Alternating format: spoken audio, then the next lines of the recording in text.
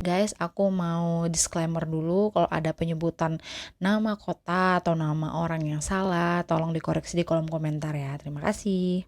Sebuah kota bernama Chernobyl di Ukraina menjadi destinasi wisata bertajuk Kota Hantu. Kota mati tak berpenghuni ini terlihat tak terurus dan tampak angker semenjak ditinggal para penghuninya akibat ledakan nuklir. Sebuah nuklir di PLTN kota Chernobyl meledak pada 26 April 1986 silam, menyebabkan 30 orang tewas secara langsung dan ribuan orang lainnya meninggal pada waktu lama setelah terkena radiasi. Ledakan ini dianggap sebagai kecelakaan nuklir terparah sepanjang sejarah dunia. Akibatnya, isotop radioaktif dalam jumlah besar tersebar ke kawasan Uni Soviet pada bagian barat dan Eropa. Dua di antaranya yang paling parah terkena dampak ledakan nuklir ini adalah Pripyat dan Kopachi. Karenanya, pemerintah setempat melakukan evakuasi penduduk untuk alasan keamanan. Ledakan nuklir ini juga membuat kota Pripyat dan Kopachi menjadi daerah yang tidak aman dikunjungi. Jadi, bagaimana awal mula bencana ini terjadi? Ayo kita kembali ke tahun 1970.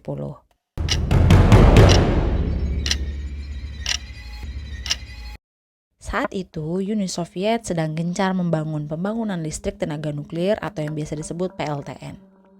Kota Pripyat sendiri adalah sebuah kawasan yang pada awalnya ditunjukkan sebagai tempat tinggal bagi para pegawai PLTN di Chernobyl. Kota ini terletak di sekitar pembangkit listrik tenaga nuklir Chernobyl, Oblast Kiev, Ukraina, yang berbatasan langsung dengan Belarus.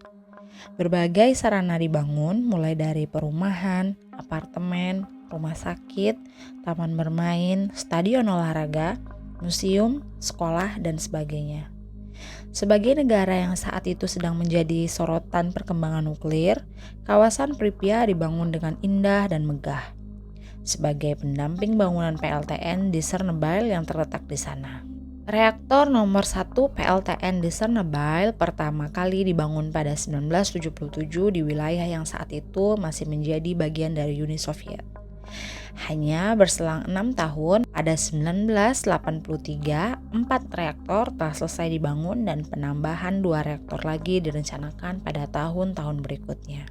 Namun, alih-alih mencapai kedaulatan energi, proyek Chernobyl justru menjadi bencana yang memicu keruntuhan negara tersebut. Pada 26 April 1986 dini hari, bencana dimulai ketika sedang dilakukan pengujian sistem di reaktor nomor 4 pembangkit Chernobyl yang letaknya dekat Pripyat dan dekat dengan perbatasan administratif dengan Belarus dan sungai Dnieper. Saat itu terjadi lonjakan energi secara tiba-tiba dan tak terduga.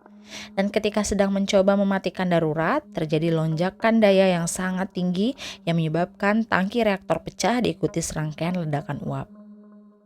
Selang beberapa menit, ledakan membesar hingga berujung pada pelepasan partikel radioaktif 400 kali lebih banyak dibandingkan nuklir pada bom atom Hiroshima. Kebakaran yang dihasilkan berlangsung seminggu penuh dan melepaskan debu partikel radioaktif ke atmosfer secara meluas, termasuk Pripyat. Debu kemudian tersebar di kawasan Uni Soviet, bagian barat, dan Eropa. Menurut data resmi, sekitar 60% debu jatuh di Belarus. Saat ledakan terjadi, otoritas Uni Soviet memperburuk insiden tersebut dengan tidak memberitahukan kepada publik terkait apa yang terjadi. Penduduk di Pripyat yang merupakan kota terdekat dari ledakan baru dievakuasi keesokan harinya. Mereka bahkan menyatakan situasi terkendali dan memberitahu penduduk bahwa evakuasi hanya bersifat sementara. 36 jam setelah insiden ini, otoritas Soviet memberlakukan zona eksklusi 10 km yang menyebabkan evakuasi cepat 49.000 orang beserta hewan mereka terutama dari pusat populasi terbesar dekat reaktor kota Pripyat. Keluarga-keluarga yang meninggalkan kota tersebut tidak sempat membawa barang-barang apapun. Hanya dokumen yang boleh dibawa, itu pun dengan syarat tidak terkena radiasi nuklir. Dunia baru mengetahui insiden nuklir tersebut setelah radiasi yang meningkat terdeteksi di Swedia. Karena debu terus-menerus dihasilkan, zona evakuasi diperbesar dari 10 menjadi 30 km sekitar seminggu setelah insiden. mengakibatkan 68.000 penduduk lagi harus dievakuasi, termasuk kota Chernobyl. Survei dan deteksi dari zona terisolasi menyebutkan bahwa total ada sekitar 135.000 orang pengungsi jangka panjang.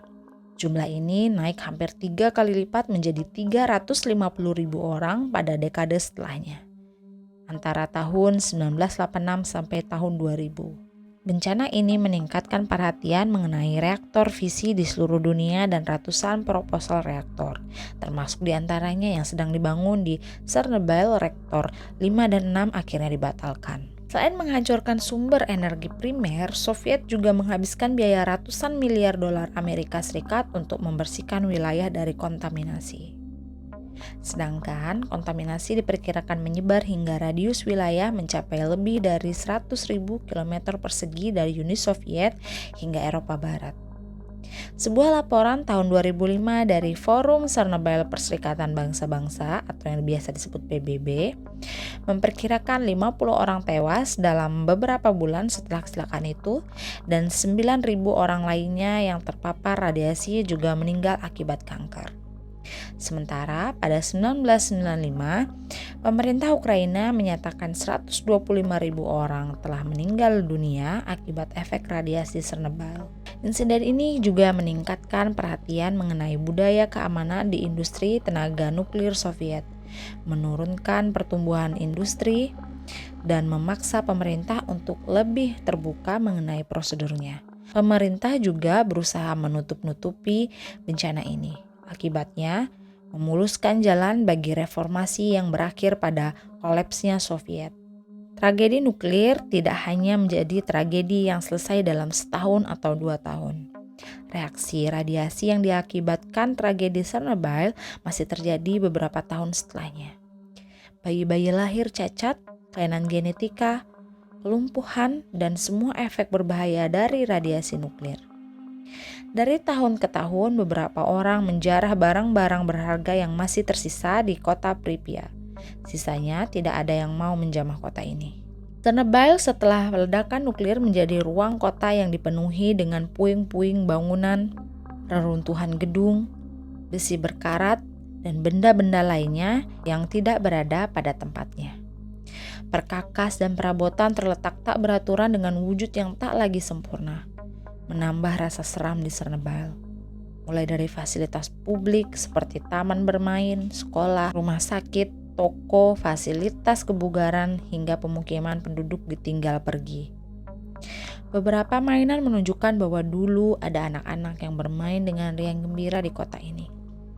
Sayangnya sudah tak ada canda tawa itu, berganti menjadi suasana yang senyap dan mati. Masker yang dipakai para pekerja PLTN dan relawan tragedi Chernobyl berserakan di sana. Kejadian ini membuat kota berpenduduk 50.000 orang tersebut tidak terurus layaknya kota hantu. Namun, akhirnya pemerintah sekitar membuka wisata untuk berkunjung ke kota tersebut. Meski hanya melintasi daerah aman saja, para pengunjung bisa merasakan nuansa kelam dan mencekam dari Chernobyl. Kawasan yang tidak aman dikunjungi dijaga oleh keamanan setempat. Di kawasan yang dianggap tidak aman karena radiasi, pengunjung tidak diperbolehkan melintas, duduk, dan makan atau minum dari barang atau benda yang berada di kawasan tersebut. Karena paparan radiasi mampu memberikan efek jangka panjang kepada pengunjung. Sebagai kawasan yang telah menelan banyak korban jiwa, tidak mengherankan jika cerita-cerita misteri mewarnai kesunyian kota Pripyat. Konon, suara-suara misterius atau tangisan menyayat hati sering terdengar di antara bangunan-bangunan yang ada. Suara tersebut dikabarkan berasal dari korban-korban tragedi Chernobyl yang meninggal. Dengan kondisi tidak terawat, masa lalu yang menyimpan tragedi nuklir terburuk di dunia, dan cerita seram yang berkembang, tidak mengherankan jika kota Pripyat menjadi salah satu kota paling menyeramkan di dunia. Namun sebenarnya, kota itu tidak benar-benar kosong sejak tahun 1986. Setelah ledakan di reaktor 4, reaktor 1, 2, dan 3 terus beroperasi. Ditutup hanya pada tahun 1991, 1996, dan 2000. Unit khusus Kementerian Dalam Negeri Ukraina mengawasi zona tersebut. Di sana ada pula sejumlah penduduk tidak resmi, termasuk orang-orang yang pernah tinggal di kawasan tersebut dan memilih untuk kembali. Mereka menetap di desa-desa yang dievakuasi pasca bencana. Pada tahun 2016, sekitar 180 orang diperkirakan tinggal di seluruh zona eksklusi. Karena mereka cenderung lebih tua, jumlah ini mungkin sudah menurun. Meskipun penduduk tinggal dengan tidak resmi, negara mendukung mereka dalam kehidupan sehari-hari. Dana pensiun mereka diberikan sebulan sekali, dan setiap 2 atau 3 bulan mereka diberikan makanan melalui toko keliling. Jadi itu tadi salah satu kota mati yang terletak di Ukraina. Apa kalian ada yang berminat buat datang ke sana? Terima kasih udah nonton videonya sampai habis. Jangan lupa like dan subscribe. Sampai jumpa di video lainnya. Bye-bye.